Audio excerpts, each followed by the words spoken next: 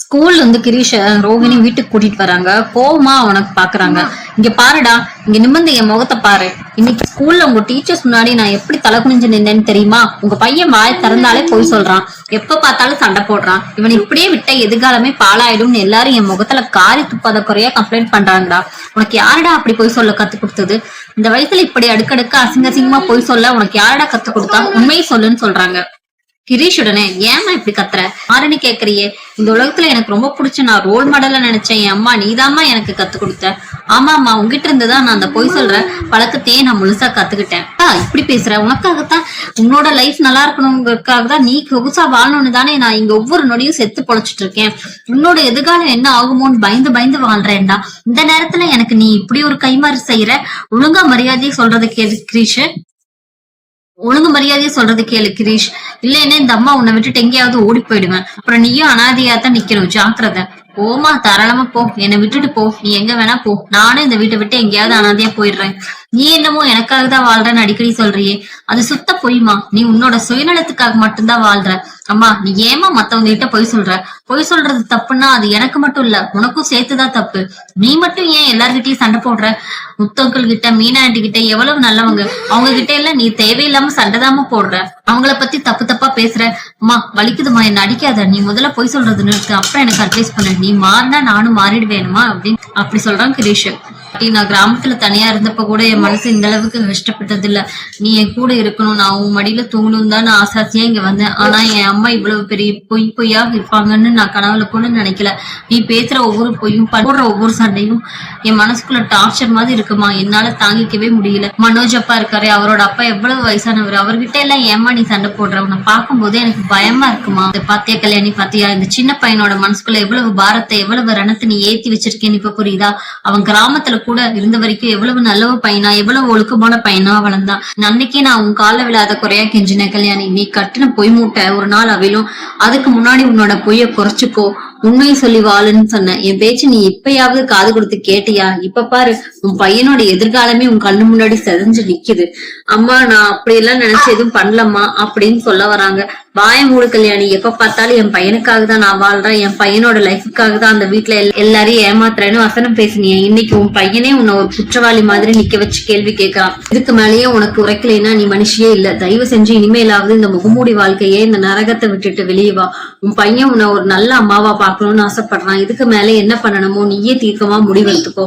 உன் பையன் வேணுமா இல்ல அந்த பொய் வாழ்க்கை வேணுமான்னு நீயே தீர்மானிச்சுக்கோ. ரோகிணி ரொம்ப நேரம் அழுகுறாங்க, யோசிக்கிறாங்க. உடனே மனோஜுக்கு போன் பண்றாங்க. மனோஜ் அந்த பக்கம், ஹலோ, என்னது, எதுக்காக சும்மா சும்மா போன் பண்ணி உசுர வாங்குறேன்? அதான் கோர்ட்ல வச்சு டிரைவர்ஸ் தரேன்னு சொல்லிட்டல. திரும்ப திரும்ப நமக்குள்ள பேசுறதுக்கு என்ன இருக்கு? எனக்கு ஏகப்பட்ட பிசினஸ் வேலை இருக்கு, சீக்கிரம் சொல்லு ரோஹிணின்னு மனோஜ் சலிச்சுட்டு சொல்றாங்க. மனோஜ், நானும் உங்ககிட்ட தேவையில்லாம அரட்டை அடிக்க போன் பண்ணல. நான் உனக்கு டைவர்ஸ் கொடுக்கறதுல 100% உறுதியா இருக்கேன். நான் கேட்ட அந்த 5 லட்சம் ரூபாய் பணத்தை ரெடி பண்ணிட்டியா? அத முதல்ல சொல்லு. இன்னைக்கே அந்த பணத்தை என் கையில கொடுத்தா நாளைக்கே கோர்ட்டுக்கு வந்து நான் கையெழுத்து போட்டுட்டு உன்னை விட்டுட்டு நிரந்தரமா விலகிடுறேன். அதுக்கப்புறம் நீ என்ன வேணா பண்ணிக்கோ. உன் வாழ்க்கையில வேற எந்த பொண்ணு வந்தாலும், நீ கோடீஸ்வரர் ஆனாலும் எனக்கு கவலை இல்ல. உனக்காகவும் வாழ போறது இல்ல, என் புள்ள கிருஷிக்காக மட்டும்தான் வாழ போறேன். ஓஹோ, பெரிய உத்தமி மாதிரி பேசுற. இவ்வளவு நாள் சொன்ன பொய்க்கெல்லாம் என்ன பண்ண போற? ஆமாண்டா, நான் போய் தான் சொன்னேன். உன்ன மாதிரி ஒரு தருதலை, உன்ன மாதிரி ஒரு சுயநலவாதி இந்த சமூகத்துல அனாதையா நிக்க கூடாது.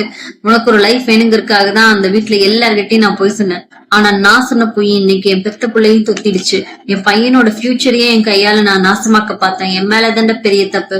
உன்னை பத்தியே யோசிச்சு என் சொந்த பிள்ளையோட வாழ்க்கையை கவனிக்காம விட்டுட்டேன். ஆனா இனிமே அப்படி நடக்காது. மனோஜ், என்ன உதறி தள்ளிட்டு போற நீ வாழ்க்கையில ரொம்ப சந்தோஷமா வாழலான்னு மட்டும் கனவு காணாத. இந்த உலகத்துல உன்னை ஒரு மனுஷனா மதிச்சு உன்னோட அத்தனை அயோக்கியத்தனத்துக்கு சப்போர்ட்டா நின்னவன் நான் மட்டும்தான். உன் அம்மாவெல்லாம் சும்மா வெட்டு சீன் காட்டுறதுக்கு இருக்காங்க.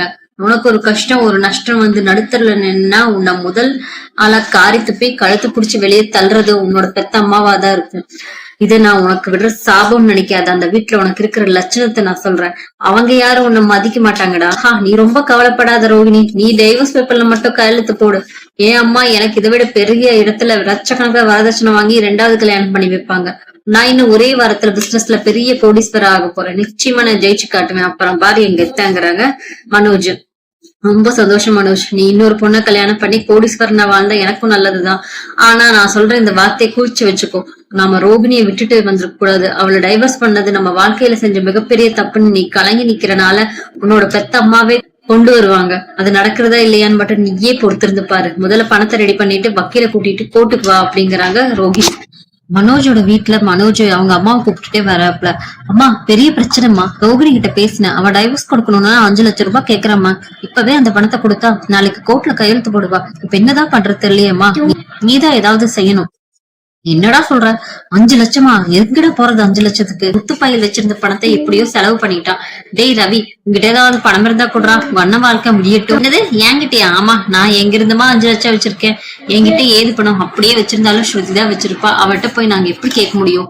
எனக்கே இப்ப ஆபீஸ் செலவு அது இதுன்னு எல்லாத்துக்கும் சரியா இருக்கு. அப்படி மனோஜ் கிட்ட கொஞ்ச நாளைக்கு முன்னாடி நம்ம குடும்ப கடன் அடைக்கிறதுக்காக, நம்ம வீட்டை மீட்டதுக்காக நாங்க எல்லாரும் உங்ககிட்ட வந்து கை நீட்டி கேட்டோமே, அன்னைக்கு நீ என்ன சொன்ன? யார்கிட்டயும் பணத்தை நம்பி கொடுக்க முடியாது, என் பணத்தை திருப்பி தருவீங்களான்னு சந்தேகமா இருக்குன்னு சொல்லி எங்களை அசிங்கப்படுத்த அனுப்பினியே, அது உனக்கு ஞாபகம் இருக்கா? இன்னைக்கு உனக்கு ஒரு கஷ்டம் வந்த உடனே ஓடி வந்து எங்க கிட்ட நிக்கிற. டே ரவி, அன்னைக்கு நான் பண்ணது தப்புதான்டா. அந்த பணம் எனக்கு திரும்பி வருமோ வரோதோங்கிற பயத்துல அப்படி பேசிட்டேன். ஆனா இப்ப என் வாழ்க்கை பிரச்சனைடா. எப்படியாவது இந்த 5 லட்சத்தை அதை ரெடி பண்ணி அவட்ட குடுத்துட்டோம்னா அந்த சனிய ரோகிணிட்டு இருந்து எனக்கு டிவோர்ஸ் வந்துடும்டா. ஒரு புது வாழ்க்கையை தேர்ந்தெடுத்து பெரிய ஆளா வந்து காட்ட வேண்டாம். விஜயா உடனே, டே ரவி, அவன் தான் தப்பு ஒத்துக்கிறான்ல.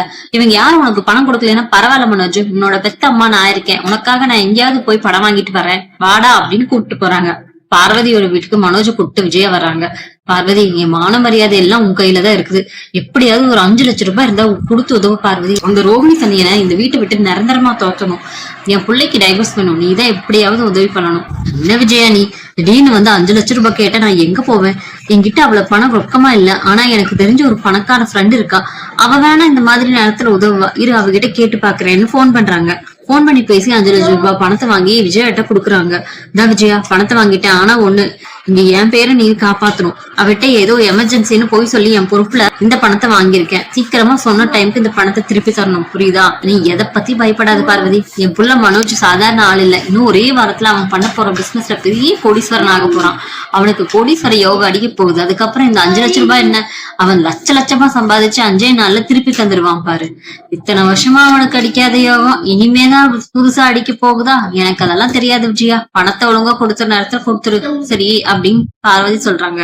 கோர்ட்ல ரோஹிணி பணத்தை வாங்கிட்டு விவாகரத்துக்கு பேப்பர்ல கையெழுத்து போட்டுட்டு மனோஜோட முகத்தை கூட திருப்பி பார்க்காம போயிடுறாங்க ரோஹிணி. அப்பாடா, ஒரு வழியா அந்த சனிய ஒழிஞ்சதுடா. அவன் இந்த வீட்டை விட்டு போனதுதான் எனக்கு எவ்வளவு நிம்மதியா இருக்கு தெரியுமா? இனிமே என் புள்ள மனோஜுக்கு எந்த கவலையும் இல்ல. 4 நாளைக்கு அப்புறம் இவனுக்கு ஒரு நல்ல இடமா பார்த்து பெரிய லட்சாதிபதி வீட்டு பொண்ணா பார்த்து 2வது கல்யாணத்தை அமர்க்கலமா பண்ணி வைக்க போறேன்னு விஜயா சொல்றாங்க. அண்ணாமலை உடனே, நிறுத்த விஜயா, வாய மூடு, என்னடா நடக்குதுங்க? ஏதோ பெரிய சாதனை செஞ்ச மாதிரி பேசிட்டு இருக்கீங்க. முதல்ல அது சொல்லு, அந்த 5 லட்சம் ரூபாய் பணத்தை நீ யார்கிட்ட இருந்து வாங்கிட்டு வந்த? அது வேற யார்கிட்ட இல்லைங்க, நம்ம பார்வதி கிட்ட தான் வாங்கினேன். பார்வதி கிட்டயா? அறிவு இருக்கா உனக்கு? அவளுக்கே இப்ப சொந்தக்காரங்க யாரும் சாப்பாடு கூட போடாம தனியா அவஸ்தப்பட்டுட்டு இருக்கா. அவகிட்ட போய் 5 லட்சம் ரூபாய் பணம் கேட்டு வாங்கியிருக்க. இது உனக்கே அசிங்கமா இல்லையா? இல்லீங்க, நீங்க ஏன் எப்ப பார்த்தாலும் என் பிள்ளைய மட்டம் தட்டுறீங்க? அவன் இன்னும் ஒரு வாரத்துல கோடீஸ்வரன் ஆக போறான்ல. அதுக்கப்புறம் அவன் யாருக்கு வேணாலும் எவ்வளவு பணத்தை வேணாலும் அள்ளி கொடுப்பான். நீங்க சும்மா இருங்க அப்படிங்கிறாங்க விஜயா. அவன் முதல்ல கோடீஸ்வரனாக இருந்து இருக்கட்டும், அப்புறம் பாத்துக்கலாம். மனோஜ், ஒழுங்கு மரியாதையா நான் சொல்றது கேளு. முதல்ல அந்த பார்வதி கிட்ட வாங்கின கடனை அடிக்கிற வழியப்பாரு. அது வரைக்கும் வேற எந்த பக்கட்டும் ஒரு 2வது கல்யாணம் பேச்சும் இந்த வீட்டுக்குள்ள வரக்கூடாது, புரியுதா அப்படிங்கிறாரு. ஜெயா மனோஜ் கிட்ட, மனோஜ், உங்க அப்பா பேசுனது உனக்கு கேட்டுச்சுல? பார்வதி என் முகத்தை பார்த்துதான் அந்த பணத்தை கொடுத்துருக்கா. அங்க என் மானம் போயிடக்கூடாதுடா. இன்னும் ஒரு மாசத்துக்குள்ள அந்த 5 லட்சம் ரூபாய் ரெடி பண்ணி என்கிட்ட கொடுத்துருவே இல்லடா. நீ தாண்டா என் மானத்தை காப்பாத்தணும். அம்மா, அது வந்து இப்பத்தனமா பிசினஸ் ரொம்ப டல்லா போயிட்டு இருக்கு. கையில ஒரு பைசா கூட இல்லம்மா. இப்போதைக்கு என்னால எப்படிமா அவ்வளவு பெரிய தொகையை கொடுக்க முடியும்? நீதாம்மா எப்படியாவது அட்ஜஸ்ட் பண்ணணும். அதான் உங்ககிட்ட நிறைய நகை இருக்குல்லம்மா, அதை வச்சு கடன் அடைக்க வேண்டியது தானே. விஜயா அதிர்ச்சி ஆயிடுறா. என்னடா சொல்ற? என் ககையை வச்சு கடன் அடைக்கணுமா? என்னடா நினைச்சிட்டு இருக்க உன் மனசுல? நீ டிகிரி படிச்சிருக்க, 4 பேருக்கு முன்னாடி என் புள்ள பெரிய லெவல்ல டெவலப் ஆகி வருவான். உன்னை நெஞ்சு நிமித்தி பெருமையா 4 பேத்துக்கிட்ட பேசலாம்னு நினைச்சா எப்ப பார்த்தாலும் இப்படி ஒரு கேவலமான வார்த்தையை சொல்லி வயித்துல புளிய கரைக்கிறியடா.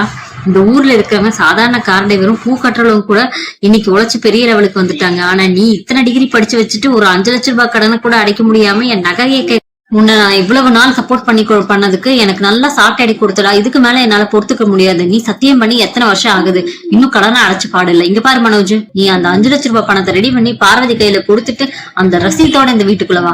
இல்லைன்னா இப்பவே இந்த நிமிஷமே இந்த வீட்டை விட்டு வெளியே போ அப்படிங்கிறாங்க. அம்மா, நான் சொல்றது கேளுமா. ஒண்ணும் கேட்க முடியாது, கடையை மூடு. முதல்ல கடனை அடிச்சுட்டு ஒரு ஆம்பளைய சம்பாதிச்சுட்டு இந்த வீட்டுக்கு படி மேல் வெயி.